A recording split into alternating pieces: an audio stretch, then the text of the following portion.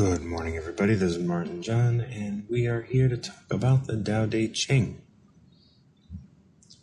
The Tao Te Ching is an ancient text written in the 6th century BC, presumably by a guy Lao Tzu, and is filled with all sorts of enigmatic wisdom and new ways for us to live and paths and directions and information on how we can live a more reasonable life.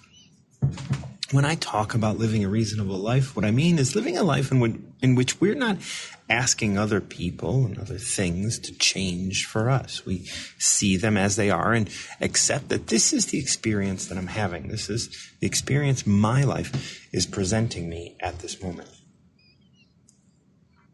And when I talk about this, it's always about coming down to the idea that we are aware that this is my experience of this. This isn't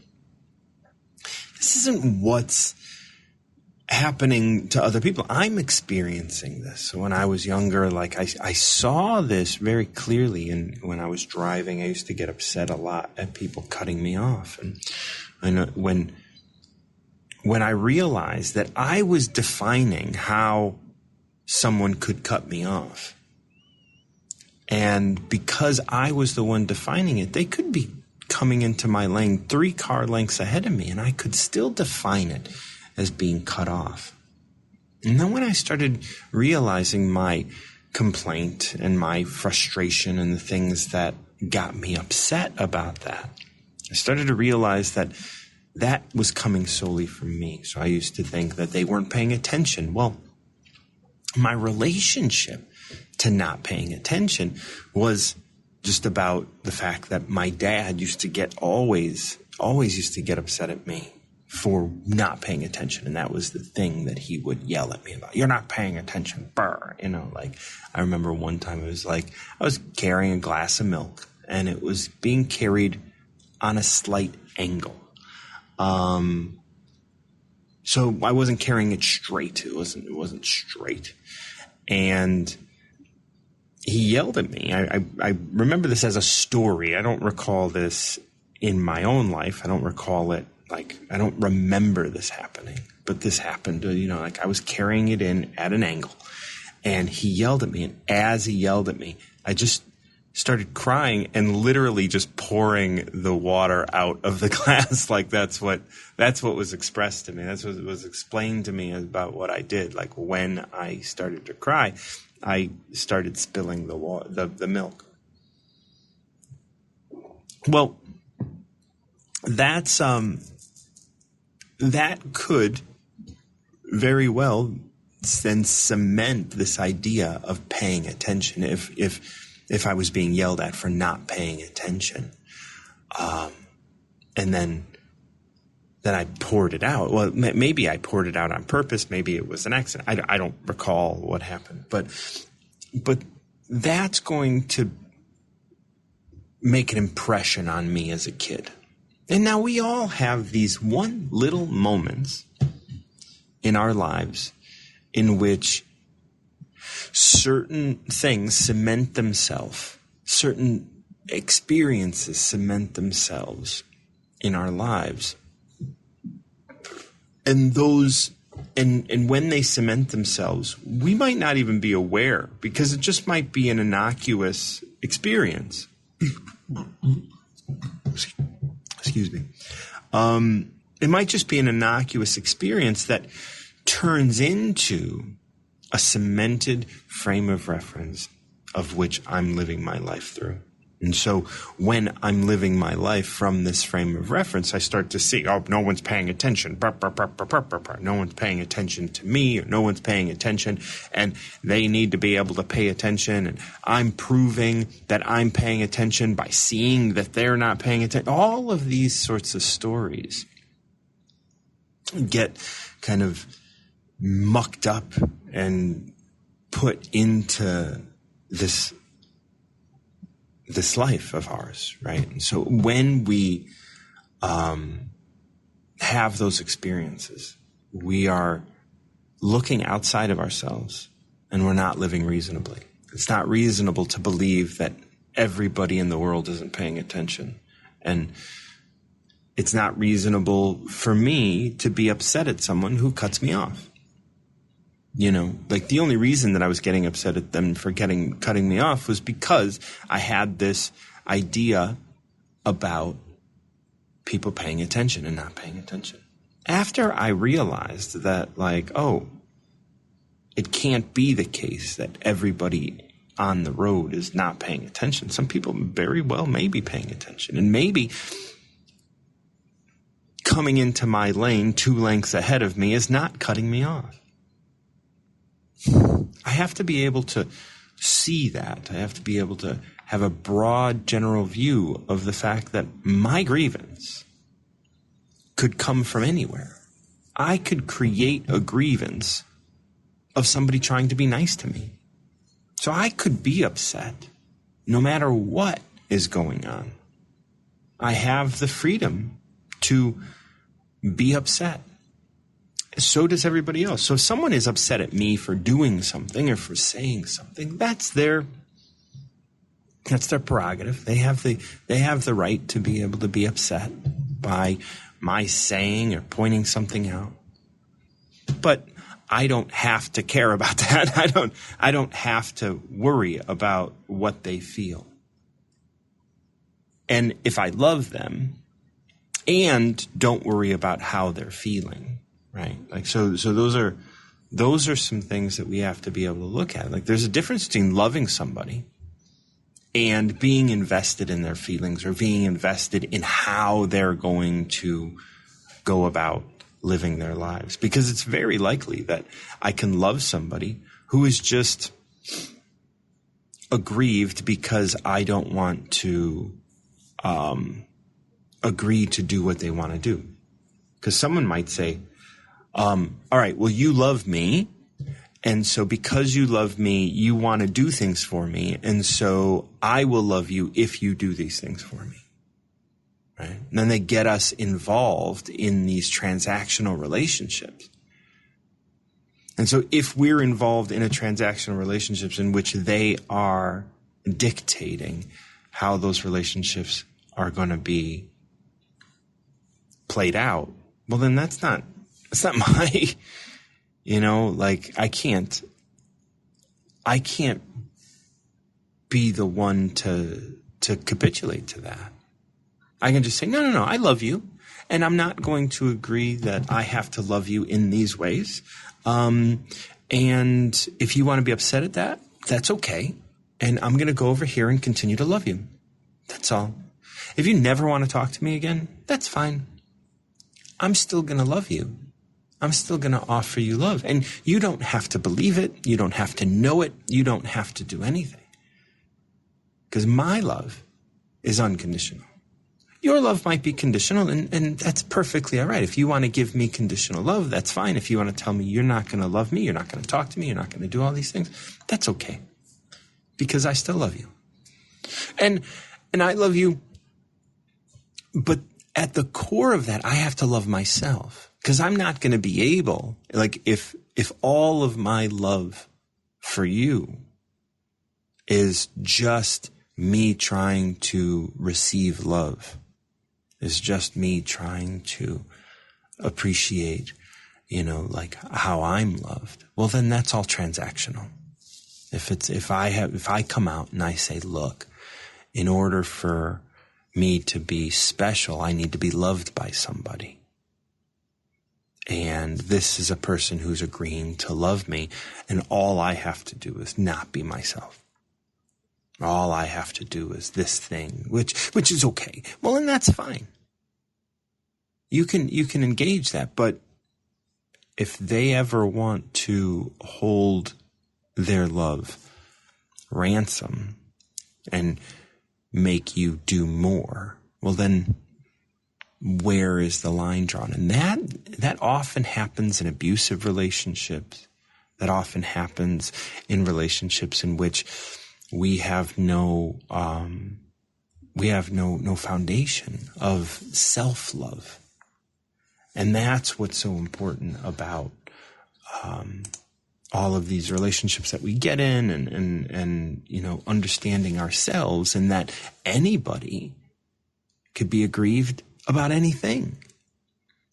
And if we don't love ourselves, we may turn our relationships into weapons and turn our words into weapons.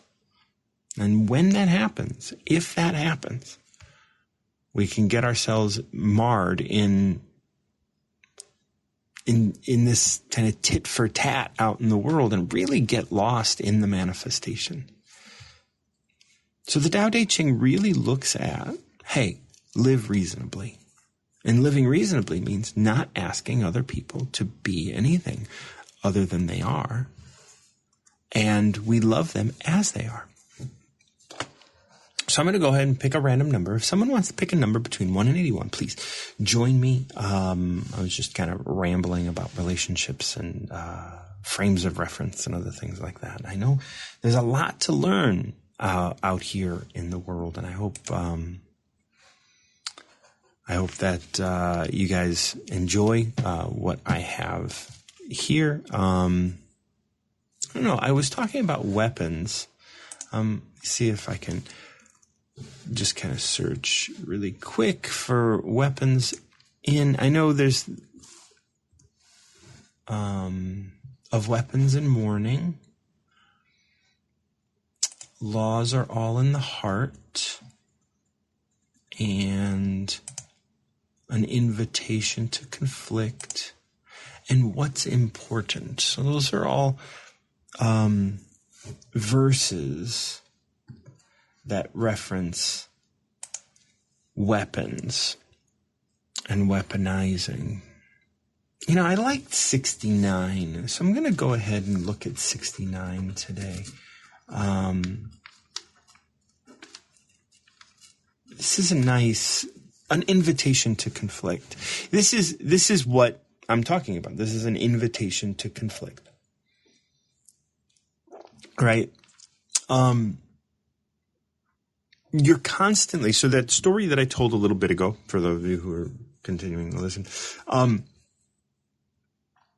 the story I said earlier where it's like, I'm going to be involved in this relationship, and then there's a power struggle in the relationship, and one person uses the relationship as a weapon. You know, that happened to me, where, you know, someone was just like, okay, in order to change you, I'm going to put our relationship on the chopping block. Like this is a deal breaker, right? Like if you're going to be who you are, that's a deal breaker for me. And I'm like, okay, well then deal's broken. Pretty simple, really. That's an invitation to conflict. They're opening up this invitation to conflict. And I wasn't going to conflict, so I just ended the relationship as it was because I have no intention to have conflict in my. I don't want to keep something afloat that is being kept afloat through conflict. So this is 69. In conflict, the master will never host aggression. She would much prefer to be a guest and relinquish space rather than claim it. This allows the host space to exhaust themselves without the master having to weaponize anything. Wanting to control through aggression is foolish. This underestimates conflict and its results. When you choose to conflict with another, you look down on them and lose your 3 lessons. We'll talk about the 3 lessons in a bit. By creating an enemy, you become an enemy. When 2 forces oppose each other, the one who relinquishes prevails. So let's look back on that experience that I had where it's like, okay, I have to end this, or this is going to end because you just weaponized our relationship, right? So you weaponize our relationship and I just allow that to fall away because there's no need to conflict. Like if it's a deal breaker, that's a deal breaker. All done. So there's no reason to revisit that. It's like we don't even have to talk about it anymore because that was a deal breaker. And go ahead, deal's broken. And I don't want to, if I were to say that, if I were to say, okay, the deal's broken with the intention of like teaching them a lesson, well, then I'm weaponizing myself and my decision. But if the decision is true and the decision is natural and the decision is, coming from an inspired place, and I'm being honest about what I'm expressing, it's like, oh yeah, this is still loving. I'm not trying to manipulate. I have reached the place where it's like, okay, I'm not going to weaponize anything further. You've expressed that this is a deal breaker, and because I have no intention of changing, then deal's broken. That's it. You attempted to use our relationship as a weapon for me to change. And, this is what I expressed. This is what I experienced, at least. Whether or not that was true, I can't say. But that's what I experienced. Okay, you're going to weaponize this so that I will capitulate and change who I am. Well, that's not going to happen. And because that's not going to happen, deal's broken. That's fine. There's no relationship then. Okay. Very simple. I'm not going to, make any, get involved in the pomp and circumstance of a breakup or anything. It's over. That's it. Because if I were to get involved in the emotional aspect and all of the ups and downs of a relationship ending, well, then I would maybe be trying to manipulate further. But there is no manipulation here. It's just simply, I'm not here to host aggression. If you want to have aggression, and if I were to convince you that that's not the direction that I'm going to go, and well, then I'd be convincing you every step of the way. I would have to carry you through all of this, and it's like I'm not here to do that. You're either who you are, and if this is who you are, then here we go. And growth is beautiful, and I love growth, and I'm here for growth. But I'm not going to engage growth through conflict. And if that's how it's going to be, right, I would much prefer to be a guest. Relinquish space rather than claim it. And that's what I did in that circumstance. It was just like, oh, okay, you're trying to conflict with me. I'm not going to engage in the conflict, and I'm going to relinquish that space. Yes, I'm going to lose something in the process. That's fine. Because I can't lose anything because I'm me, right? I'm Tao. I'm everything. I am the universe. Life is beautiful as I am. And as I express my life, and as I express myself in this space, you're trying to get me to do something different, and I'm not going to allow that. Now, maybe I had allowed it little by little by little in the relationship up until that point. Maybe that gave this person the freedom or the space to be able to say, oh, you know what, I can manipulate this further. Okay. Well, there is a point where, we draw a line. This allows the host to exhaust themselves without the master having to weaponize anything. So I go ahead and back off. And in that experience, when I backed off, the person who expressed that was a deal breaker, whatever the thing that I did was a deal breaker, they told me explicitly, like, no, you're going to listen to me. I was like, okay, that's fine. I can listen to you. I mean, I don't care, but I can listen to you, because I love you and I care about you. And it's good for you to be able to express yourself. I want you to express yourself, but know that there's no way at this point you'll be able to manipulate me. I've already decided that, like, there's no conflict here. I don't have a problem. You said it's a deal breaker. Deal's broken. Wanting to control through aggression is foolish. So if I wanted to get aggressive and meet them where they were at, I would allow them to, I would engage, and I would convince, and I would have to, defend myself. Well, there's nothing to defend. I'm just who I am.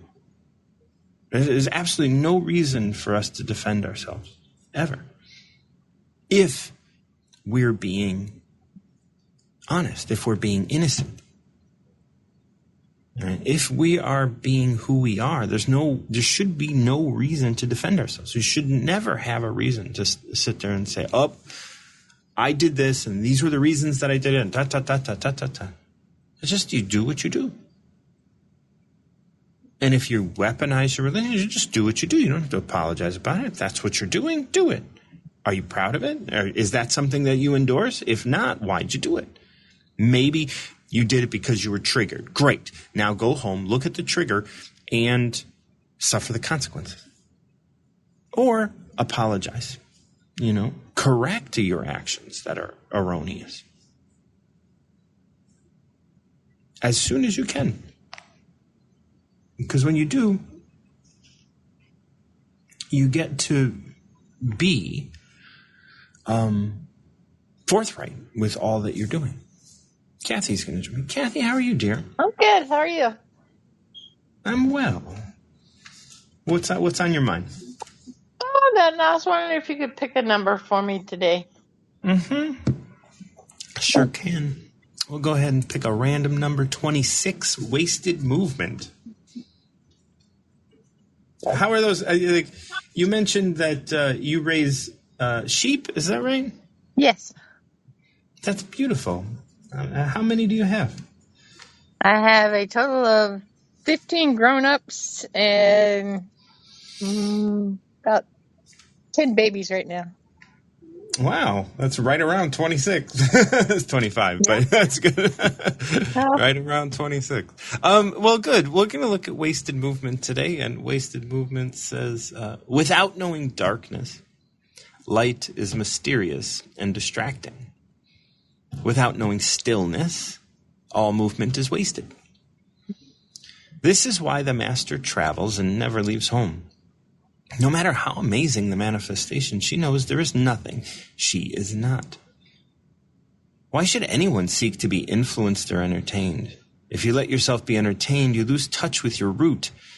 If you let yourself be influenced, you lose touch with who you are. Tell me, how long have you been doing the sheep thing? And how many other kinds of animals do you have around? Sheep have been here since probably 10, 12 years now. Oh, okay. And what inspired you to raise sheep? For my son. It gives him something to do. My son has Down syndrome. Oh. So it gives him something to do every day to keep him motivated, keep him active, keep him cognitive of what he's doing. And what inspired the sheep? Did he want sheep? No, it's just something me and my husband picked where it's something that I can do if I had to. And It's something that I can help him with daily and all that. That's beautiful. How are his relationships with the sheep? Good. He does good. He can walk in the field anytime he wants. They won't hurt him. They won't even. No, yeah, of course. They won't even come get him. My male's the only one that you have to watch. Yeah. He gets cantankerous sometimes, but we have an understanding. Well, good. We have an understanding. Yeah, there is love in there, and that's So, in your observing of the sheep, how is their relationship with stillness? It's very nice. Yeah. I can go, even with my 2 babies that I have that I'm raising right now by bottle feeding.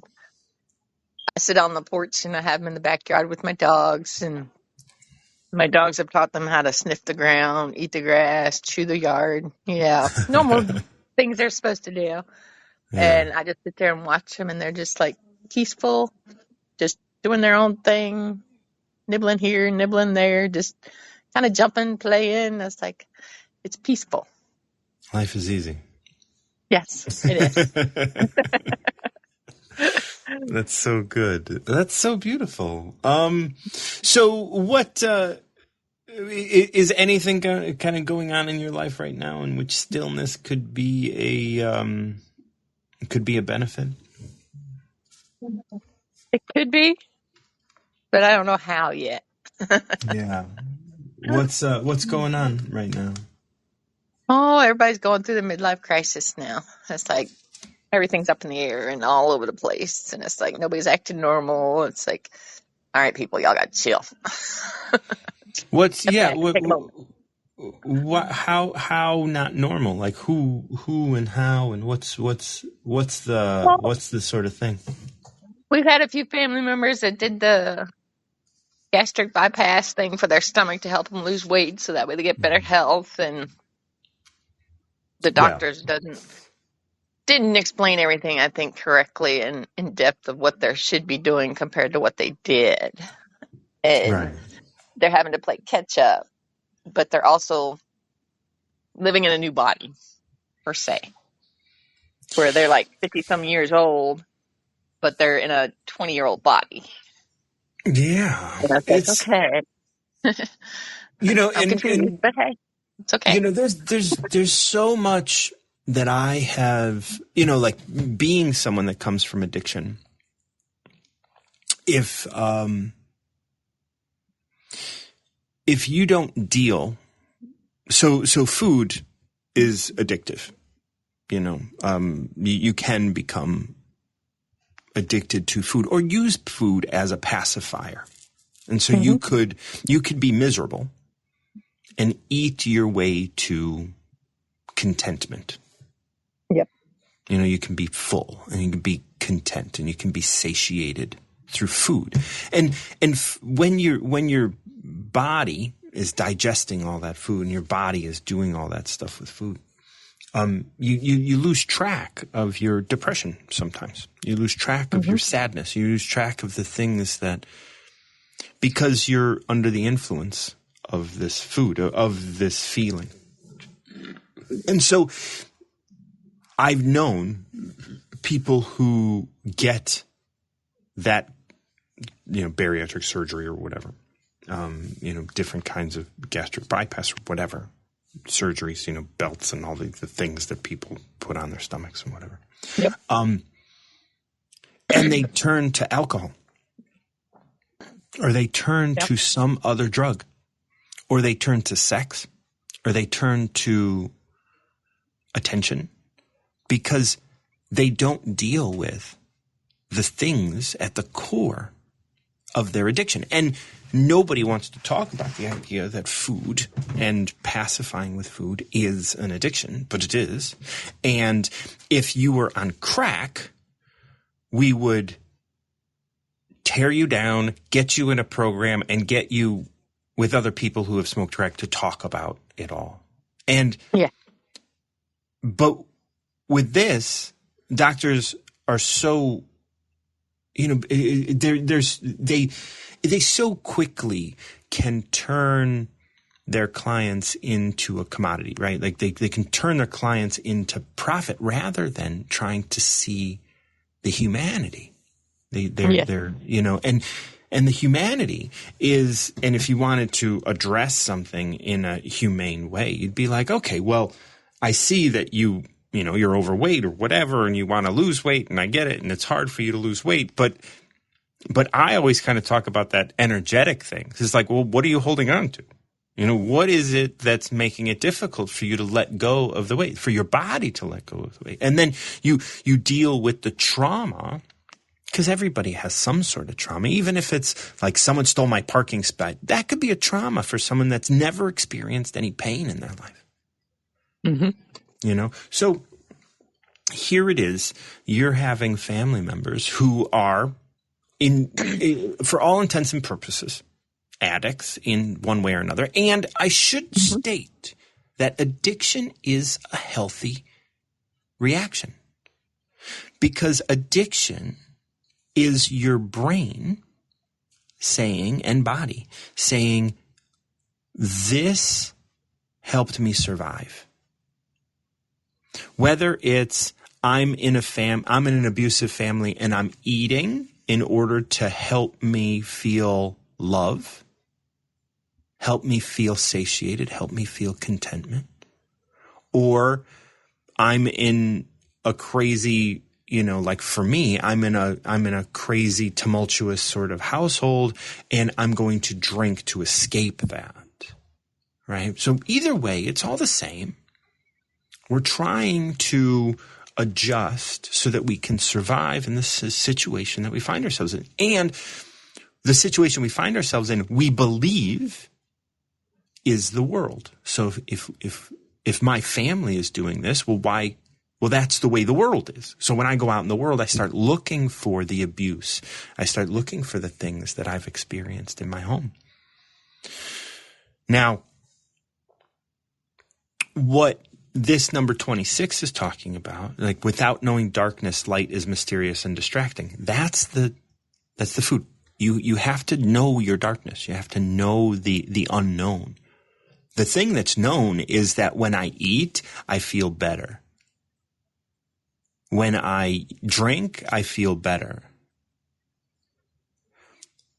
But the thing is your world is a whirlwind of emotions. Your life is a whirlwind of trying to escape. Your life is a whirlwind of these frames of reference that you picked up when you were a kid. And so your family has all of these traumas or all these things or all this trying to satiate because they're not in touch with their emotions, maybe because they don't understand the world. They're seeing the world and they think they're a victim. And all of that is movement. And that's why it says here, without knowing stillness, all movement is wasted. So their gastric bypass is going to be wasted because they aren't learning, possibly, about themselves. They're not learning how was it that you let this get to this point anyway. And maybe they're starting to use drugs and alcohol because they no longer get the satisfaction from food because their stomach is smaller, and so they're actually they can't get satiated in the same way they used to. And so they're drinking or they're using relationships or they're using other things. Television or even reading can be something that you can escape with. And that's why it says, that's why the master travels and never leaves home. And when it talks about that in this, it is talking about the body too. Home is the body. We don't go outside of our body. We feel our body. And yes, our body feels uncomfortable. That's okay. Going outside of the body means, injecting food, injecting alcohol, injecting drugs, injecting relationships or these false sort of things. No matter how amazing the manifestation, food, drugs, alcohol, all of those things, she knows there is nothing she is not. Why should she seek to be influenced or entertained? And that is where all of the things come in, right? Influenced or entertained. And that's food or drugs or alcohol. You're being influenced by those things and you're being entertained by those things. And you're not being in touch with yourself.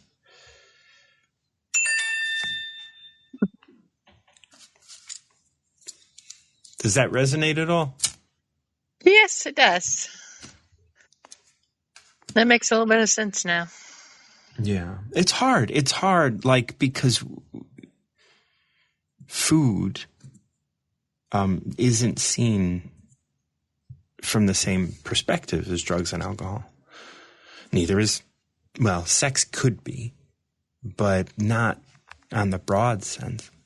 Relationships, work isn't necessarily seen on the same level as cocaine or crack, but it could be by individuals. Individuals could use those things to that extreme.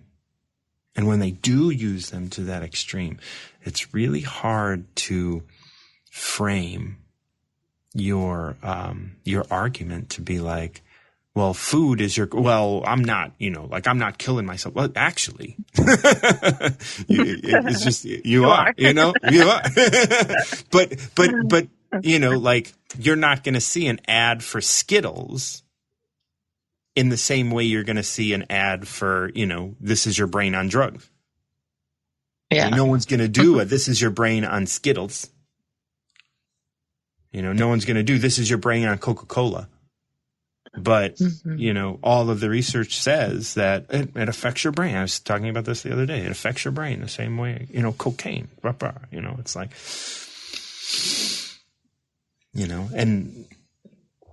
and then here are all of these people that, have addictions to other things that look down on people who have addictions to drugs. That's a frame of reference. That's like, it's hard. It is. Yeah. Because I'm doing it the hard way. But I'm doing it.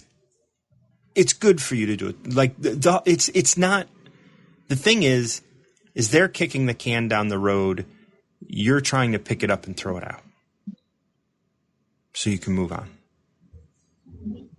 Yes, because I think I'm getting a better understanding of how to do it. Right. Where my body is more affected easily. Right. And you just dropped off. If you wanted to come back up and say anything more, then please be my guest. But yes, if you do it, and I wouldn't call it the hard way. They're going to do it the hard way. It's going to seem easy because they're going to get to a destination maybe quicker. But when you recognize it's not about the destination, then you get to be yourself. Yes. And you find yourself better, I think, too. Absolutely. And then you're going to be healthier in a deeper, more holistic way.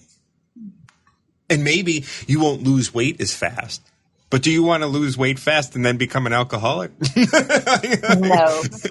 Right? Like, now you're just trading one problem for another. And as we talk about, Tao and experiences and stuff, you're trading one experience of being helpless for a completely different experience of being helpless.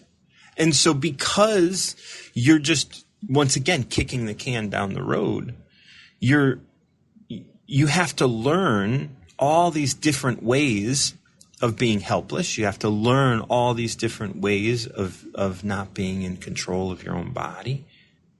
And one, it's food, and then it's alcohol or drugs or sex or whatever it's going to be. And then you put yourself in that position to have to start over. And you're literally cementing your trauma further and further and further, rather than trying to bring it to the surface and show it some love so it can be on its way. Yep. I agree. Mm-hmm. It's true. So stillness, and good luck with the family. I know it's tough. It's family.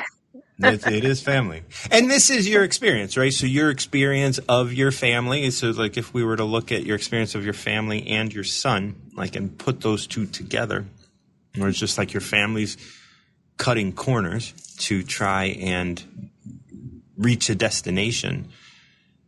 And I bet if you just watch your son, you can see in your son there is no destination. No, he just looks to have fun and get the job done. Oh, right. And that's the thing. Like, the job is life. Yep. Living. Mm-hmm. And caring for the things that are in your presence. Yep. Yep, because my babies can't feed themselves. Right. But it's okay. We got a cute little farm. It's nice and realistic. Beautiful. Yeah. And there's so much to care for. And yes, if you start looking at, I have all this to do, and then you make the list and make the list and make the list. Well, you're going to get tired. But on those days where you don't think about it all and you just go about your business and do it, it just seems to be easier, I would suspect. Yes, and it gets done in 2 hours. Right. When And you you still have the whole don't, day. right.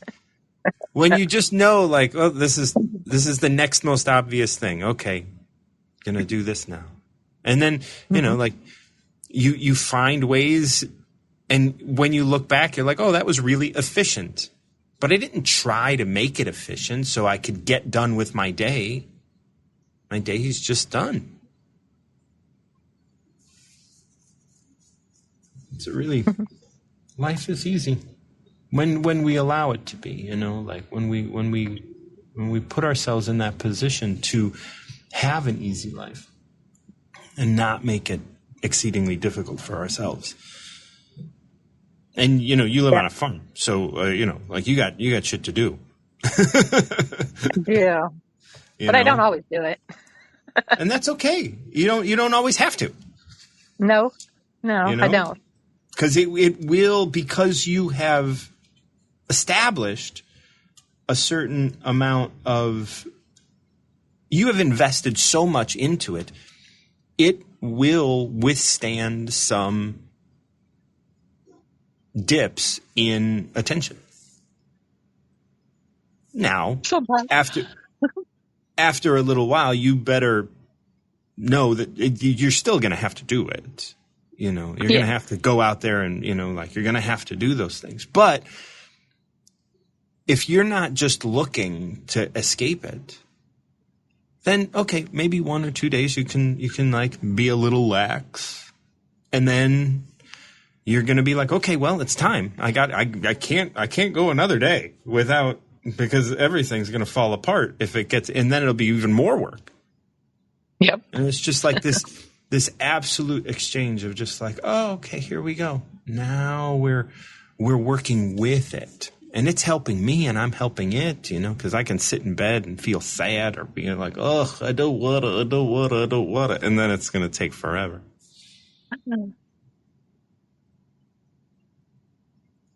Thank you so much for coming up. I'll go ahead and send you this number 26 and cool. you can read it over a little bit later. All right. Thank you. All right. Absolutely. Love you, dear. Have a good one. Love you too. Bye-bye. We're going to have David White. David, how are you doing today? Hopefully you're having a good morning. Hey, good morning, man. Good morning. Good morning. How are you? I'm podcast hopping. Like, it was one good conversation, and I was like, man, that was it. We went deep, and there was a lot of clarity and understanding and confirmation and agreement. Because we all know what the type of people that come here. It's people who search for that depth, because they understand that that's where the action is. That's where the glory is.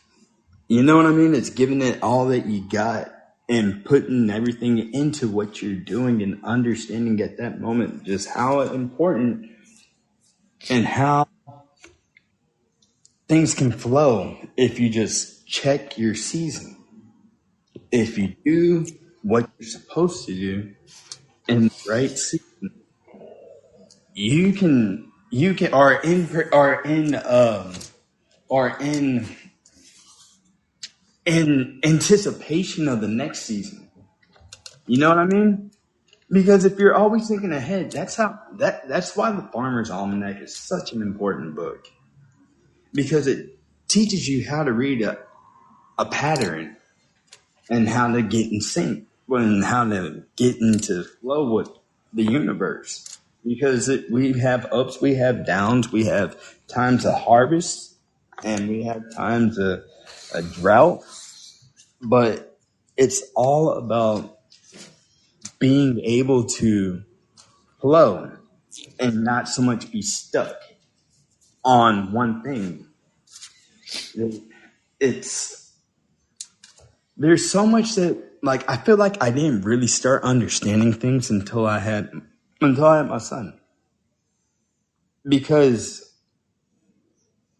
how he looks at everything and he's getting children learn so fast and they're capable of learning so much information, so much more than adults can. Like at those first years, because everything is new to them. They're looking at it from a brand new perspective as of seeing it for the first time, and not with bias that comes with letting things fall into well, my job is this, and this is what I do because I have to do it to make a living. And it's like, why not try finding something that you're passionate about and really going towards that, going for those dreams and things that you do for a hobby that you really love to do to escape from how, it's, I don't. Let's take a breath. Let's take a breath. Yeah. Let's take a breath. First of all, welcome. I'm glad you're here. What is it you do? Well, I'm a jack of I'm a man of many things, man. I kind of I see opportunity and I hop in. Wonderful. And you have a child. How old is your boy? My son, Solomon, he is 12. He's 12. And I also have 2 daughters. One is 5. That's Abrielle, and Ariana is 7. So okay, wonderful. Yeah. And do they all live with you? No. Do any of them live with you? On the weekends, I'm divorced. Okay, yeah. That's common. It's not a big deal. And are they all with the same mother? Yes. Okay. And are you familiar with Tao of the Day? I've listened to your podcast a couple times. Okay. I'm familiar. I've listened to you a couple times. Yeah. Wonderful. So I'm going to ask you to pick a number between 1 and 81. Okay. Let's go with 43. 43. All right. 43 is entitled "Be Silent and Learn."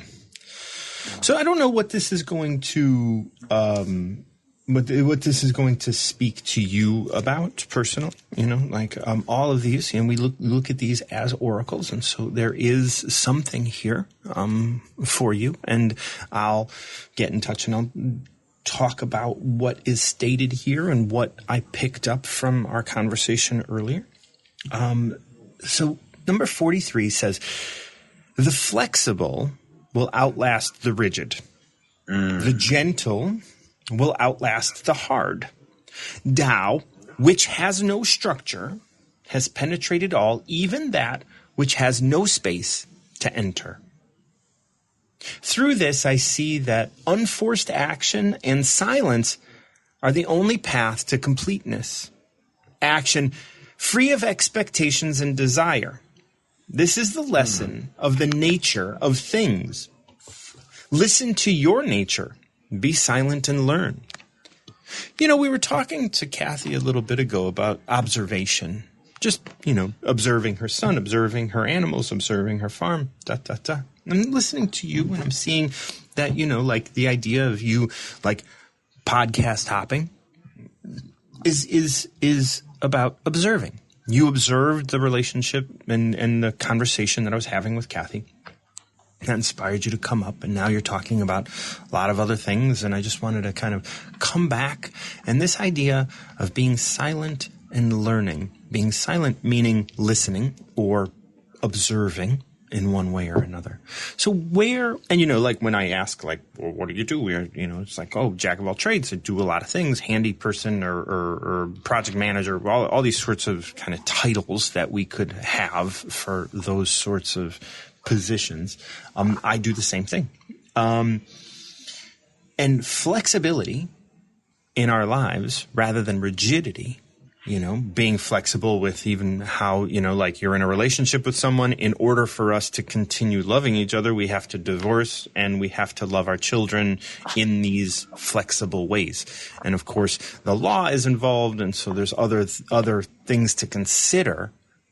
However, the more flexible I can be, the more I can contribute to not only my family, even if it is, no longer the, like old idea of structured, I can continue contributing to the lives of those that I love. So when we talk about the idea of silence, what does that bring up within you? Silence, it brings up contrast. And so, like, I notice it. Something is catching my eye that everything else is blending in, but this is different. This has my attention. And, I most definitely was a family man, but the person who I am now, the lessons that I've learned now, and perspective that I've gained that I can share with others, I would have never experienced that. And it's something where it took me a long time, but I found beauty in that season because everything comes back around. Everything comes back around. And it's just a matter of, are you looking for the lesson? And that's where the silence comes in. That's where the silence comes in, because you have to put something out there and you have to wait. You don't just continue. It's like a dance. It's a flow.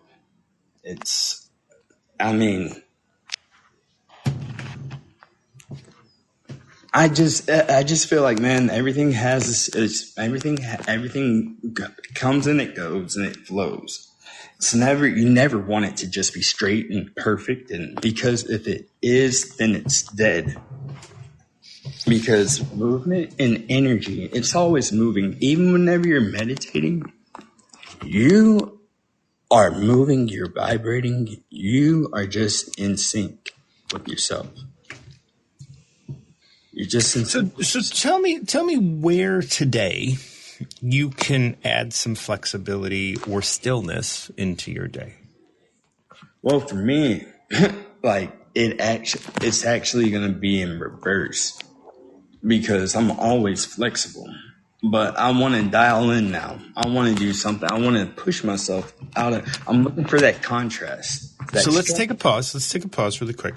Now, definitely, I want you to broaden your idea of flexibility. Yes. So if you are always flexible, then you're rigid to being flexible, right? You have a rule that came up somewhere in which you have to be flexible. It is maybe that was something that was protective for you when you were younger, right? Maybe you were a younger sibling and flexibility was easier than getting a beat down from your older siblings.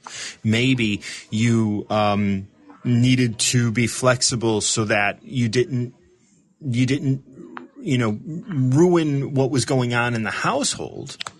And so your flexibility protected you. Now, when you are flexible and you just allow other people to dictate your life because you're so flexible, that flexibility becomes rigidity because you have to do it one way, right? And so you're actually not being flexible. You're being rigid in your not having a preference. Right? And so as you want to try and engage flexibility, you have to say, okay, well, even though I'm not emotionally involved in trying to pick a preference, I got to have one just to have the experience of being able to literally be flexible. And that flexibility may start with what other people may describe as rigidity. Because flexibility has to do with your perspective, not some standard. Because people could say, well, flexibility is doing yoga. Well, yes, but it's also standing still. Just depends on the perspective that you have. If you're doing yoga all the time, standing still might be the flexible response. Yeah, sometimes holding the pose, that yoga workout, that is the hardest workout I've ever done in my entire life. And I'm pretty much like an amateur bodybuilder type dude. Like that type of shape. And I'll tell you what, holding the pose, that right there, man. Whew. Yeah, it takes different muscles. And this is why it's like, well, you know, maybe you're flexible in how often you go to the gym, but going to the gym is not flexible, right? Like if that's your only source of exercise, right? Well, then that's not flexible. If you don't run, if you don't do yoga, if you don't do Tai Chi, if you don't, like, not that you have to do all those things, but recognizing that even though you define yourself as being flexible, the actual experience might be rigid. Yeah, like a one-trick pony. Right. You know, and you might have like one trick that you go to, and that might be what you consider flexible. So when we talk about the flexible will outlast the rigid, you're engaging in a life that has a lot of rigidity, even though you define it through the eyes of others as being flexible. If you were to look down deep, my guess is you would find quite a lot of rigidity, quite a lot of fear for moving away from that rigidity. Deep roots. Right. And those deep roots are defined with the word flexible. However, if you were to be honest, you would probably find a lot of rigidity within that. And that's what, you know, like at the end of this, actions free of expectation and desire. When you engage relationships, whether that's people or things or ideas, my guess is you have a lot of expectation to what you're going to find. You have a lot of expectation of how things are going to be. This is a lesson in the nature of things. You have to be free from those expectations in order for you to get the most out of your workouts, get the most out of your life, get the most out of your relationships, get the most out of your money, whatever. To get the most out of it, you have to step into a space of flexibility and allowing those things, from partners to children to things, to be what they are rather than what you want them to be. Thank you so much for joining me, David. If you had anything you wanted to say, you can come up and say it, because I know you just dropped down. I have a timer set for 15 minutes. Thank you so much, everybody, for coming up and talking to me about the Tao. I really appreciate this space, and I really appreciate you contributing. If you do find value in the Tao, please consider buying me a coffee. You can find links to that in my profile. David, did you have anything you wanted to say? Yeah, man, I just want to say thank you for being consistent, and thank you for being consistent, because I have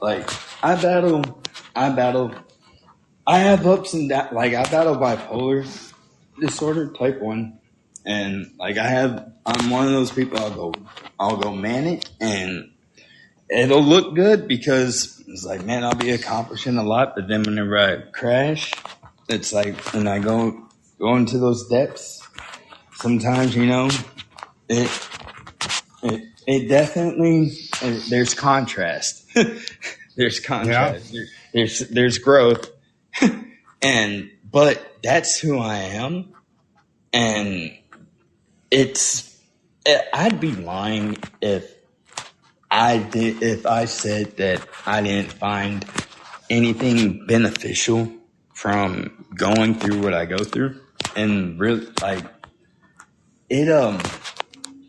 because it pushed me to have to really learn things from a totally different perspective and being able to control and really go understand. And I think it's the times that we're living in too, because like everything, it seems like the stars and stuff are aligning and everything is coming to a head. But it's not so much of an end as a beginning of a new way of doing things. I mean, I feel the energy in the air, and we could look at like, oh, it's like that's the beauty of it. I'm sorry about that. That's the beauty of it. It's the possibilities and the opportunities are endless. You could have fear of the unknown, or you could have like confidence in the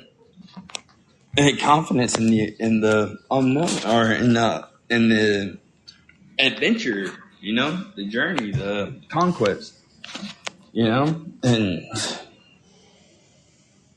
it's sometimes you wonder why you're going through something. You're going through it because you're finding pity. This is inconvenient. Maybe it's right on time, because you know what? Like, you figure this out, you'll work your way around it. Don't look at it as an inconsistency. Look at it as that's my opposite. Yeah, that's my opposite. There's a lot out there. There's a lot out there. Yeah, and I like for a point of reference to like where my mind was at, because man, I'll go off on rabbit trails. I apologize, but it's all in perspective. It's all irrelevant to what we're talking about. It's just bringing it back. And once you look at it from a different perspective, and then you look at it from another side, it's like, it's yin and yang, off and on. You know, it's like, it's recognizing, it's recognizing the pattern and understanding where you're at, and understanding the energy that you're putting out. And you have a choice. Happiness is a choice. You're holding on and not being open. Sometimes it's people like to hold on to what's safe, and what's safe is what you know, but right. And this is really what we're talking about when we look at number 43 and we talk about flexibility and rigidity, and being able to understand how we define it and how we experience it, and understand that bringing it for some people. Flexibility may mean doing something that may seem rigid to someone else. And so this is our experience. And as we have our experience, and as our experience unfolds, we learn deep truths about ourselves and how we perceive the world. So I'm going to start signing off. Thank you so much for joining me. I really appreciate you coming up. I'm looking forward to connecting with you again, man. Yeah, man. Good stuff, man. This is setting the tone for the rest of my day, and you guys kick ass out there. All right. Have a good one, man. Bye-bye. Melissa, I know you were up earlier, and then you're just coming back up, so come on up. How's it going, Melissa? Hey, Martin, John. How are you, friend? I'm well. Are you in school already? Yeah, I'm at school, and but I do have a number. I wanted to see if I could get you to tell me what number 41 says. Yeah, of course. Of course, that's what I'm here for. Laughing at Dow is perfectly reasonable. Laughing at Dow is perfectly reasonable, you say. I Tell do. me more, my friend. Yes. Those who live with sincerity, when they hear Tao, immediately begin to embody it. Those who live casually may trust it at times, but aren't quite sure what to do with it. Those who embrace the manifestation completely laugh and scoff at the very idea. If they didn't laugh and scoff, it wouldn't be Tao. Therefore, you may have noticed progress doesn't always seem to advance. Beauty oftentimes comes off as obscene. The powerful tend to seem weak. True love can appear tough or indifferent. Wisdom can be mistaken as childish. Great art can appear unsophisticated. The Tao is hidden in all of these, imparting what is needed, completing everything. I like the part about the progress doesn't always seem to advance, and what seems to be strength or weakness isn't always strength. Those two kind of stood out to me. But the powerful can tend to seem weak. Yeah.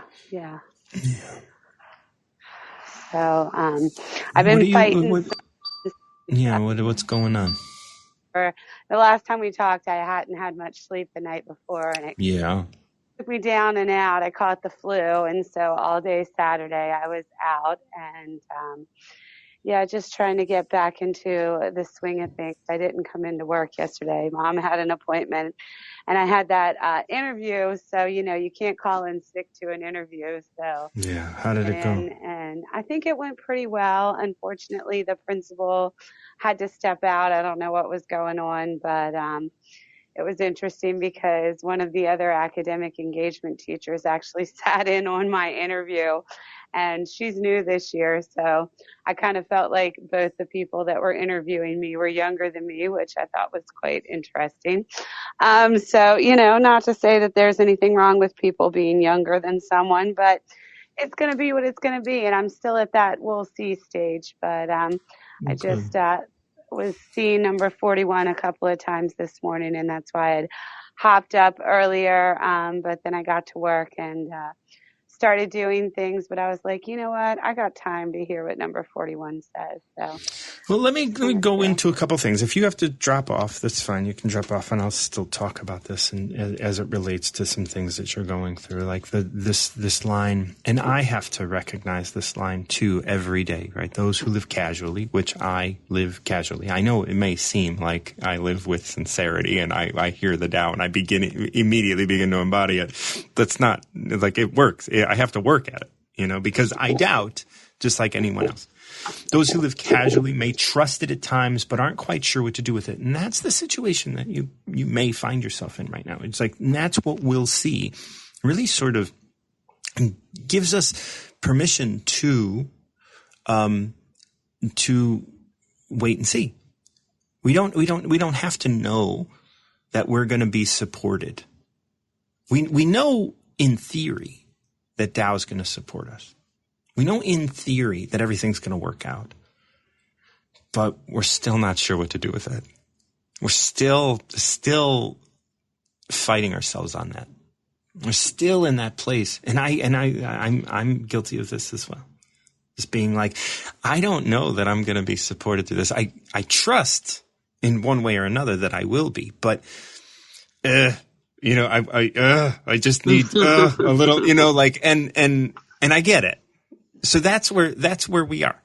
And that's okay. We live casually, and we trust it at times, especially when everything's going well, and maybe I'm in a space where I can trust Tao more than others because I've been living casually with Tao for a long time.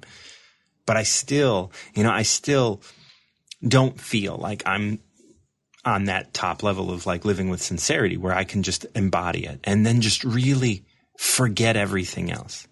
There are moments where I can, but it all, especially when, my income is affected or my emotions are out of whack or whatever. Like I definitely can see where it's like, okay, I got to work at bringing myself back to we'll see. And we'll see is just a hands-off sort of thing. It's not like I'm living with sincerity. I'm living with this sort of like, we'll see is like a shortcut. It's a way to short circuit that process of thinking, of overthinking. It's a way to break it up for a moment. And then that's why it's like progress doesn't always seem to advance. It does. And that's when it doesn't seem to advance. Those are the moments where it's like, oh no, come back to Tao. Like, it's okay. Beauty oftentimes seems obscene. It's like you might do something that's obscene, but that's really beautiful that you do it, but you judge it. right? Progress doesn't always seem to advance, so you judge it. Beauty oftentimes comes off as obscene, so you judge it. The powerful can tend to seem weak, so you judge those people that seem weak, even though they're powerful. True love can appear tougher and different, and you judge it. Wisdom can be mistaken as childish, and you judge it. Great art can appear unsophisticated, and you judge it. And judgment stagnates energy, and all of those judgments that we're going to bring into our lives and into ourselves is what puts us in the place of embracing manifestation. And that's when we're laughing at Tao. That's when we're scoffing at Tao. That's when we're saying Tao doesn't know what the hell it's talking about, or, that's when we doubt God. That's when we do all of these things. But Tao is hidden in all of those things. And if we could embrace Tao and embody it, we know that we're going to be imparted. It's going to be imparted upon us what is needed, and we will be complete. Always. And that's what this is talking about. But if you laugh at Tao, that's perfectly reasonable, because it's going to move you from embracing the manifestation into casually learning. And then casually learning, not sure what to do with it, will show you what to do with it. And hopefully, this is my hope at least, you move into living with sincerity.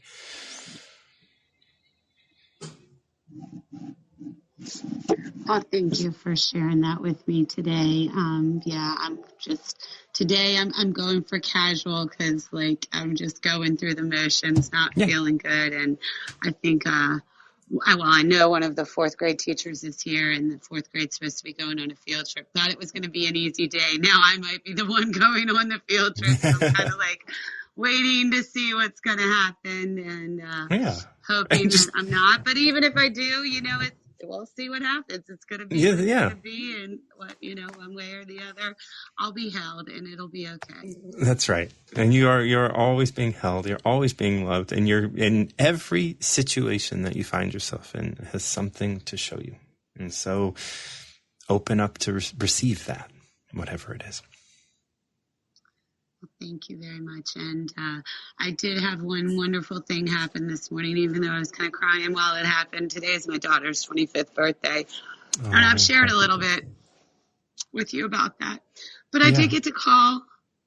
My mom actually called her before I left the house this morning so I could sing her happy birthday, which was kind of bittersweet, but the love was there. Yeah. It's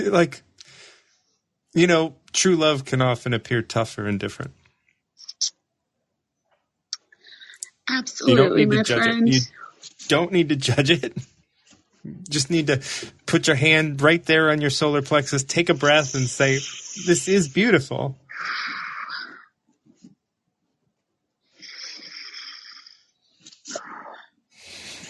Oh, I love you. I know. I love you too, my friend. You have a wonderful day. You too. Thank you so much. Thank you guys so much for joining me. This is Martin John, and this is Tao of the Day. I hope you get, I hope you guys all recognize the love in your lives. And remember, if you laugh at everything that I say and think it's all silly, it's perfectly reasonable. Thank you so much, Melissa, for 41. Once again, if you benefit from the work that I do, consider clicking the link, buying me coffee, just sending me a little financial tip for what I do. You can do that through the links in my profile. Once again, Noom Vibe is not supporting this program any longer, and so I am reliant on you guys that benefit from listening to these conversations and engaging with me to, there's no minimum, anything like that. You just give what you feel is worth, just support me any way you can. Thank you so much for your support and for being here and listening and just offering love to all those people that come up and want to share in this vulnerable space with you and with me. And thank you all so much. Until next time, keep recovering yourself.